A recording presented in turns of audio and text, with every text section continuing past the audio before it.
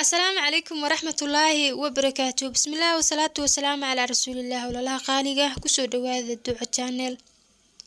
هدي ولا كرال نقضو حرامات إن إذن لو ذاقو قصة كعبر قاد الشلا وان كسر دقيستي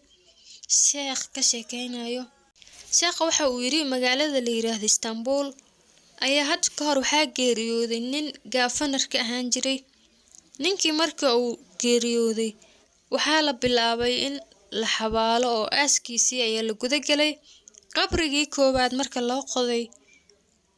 oo la dhameystiray oo meydkii la soo qaaday oo qabriga qarkiisa la marinayo ayaa waxa soo dhax fariistay meeshii iilka ahayd mas aad u weyn oo madow badan dadkii way argagaxeen meydkiina waa la celiyay waxaana la bilaabay in loo qodo meel kale hase ahaatee markii la bogay qabrigii labaad ee meydkii la soo qaaday oo la rabo in la dhigo mar kale waxaa soo muuqday isla maskii madoobaa oo ku dhex jiro qabriga dadkii way celiyeen haddana meydkii meel saddexaad ayay u qodeen qabrigii kalena sidii horaan u dhici jirtay markii la dhameystiray ee meydkii la soo qaaday mas kalar kale ah laguma arkaayo isla maskii madoobaa ee qabrigaas kale looga soo tagay ayaa kana lagu dhex arkayaa maadaama meesha ay arrin argagax leh ka dhacday ninkana uu ahaa nin madax ah dadkii waxay isku dayeen inay waxay kari karaan sameeyaan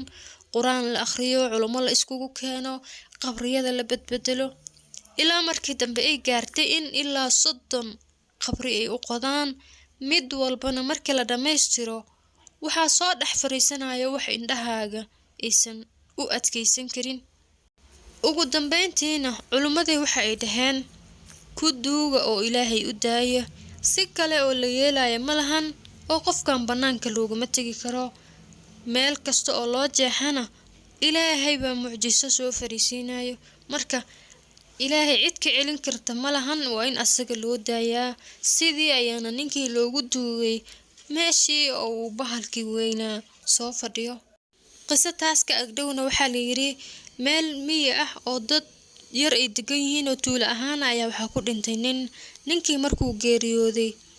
dadkii qabriga qodayay oo uu ka mid ahaa nin ay asaga isxigaan oo ehelkiisa dhow ah markii qabrigii la bogay oo uu iilka dhigayay guduhu ku jiray alaab muhiim ah ayaa meeshii uga dhacday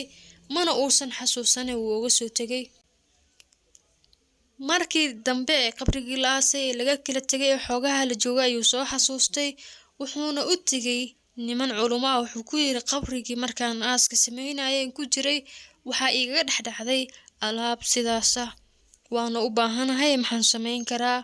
culimadu waxay ku dhaheen wax dhiba ma lahan waa la soo bixi kartaa dad badan ayaa is soo raacay qabrigii baa lagu soo noqday laakiin marka loo imaaday waxa la imaaday meeshii oo arrin yaab leh ka jirto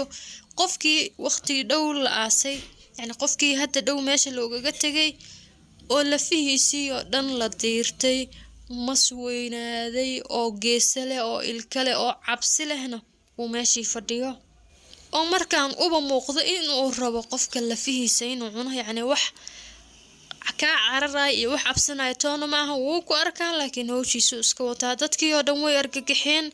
alaabtii meesha ku dhacdayna waa la arkaayo way muuqataa nin ka mid ah culimada ayaa wuxuu ku yiri bahalkan shaqo isku malihin asaga waa reer aakhiro annagana reer adduunyanahay laba daarood baan kala joognaa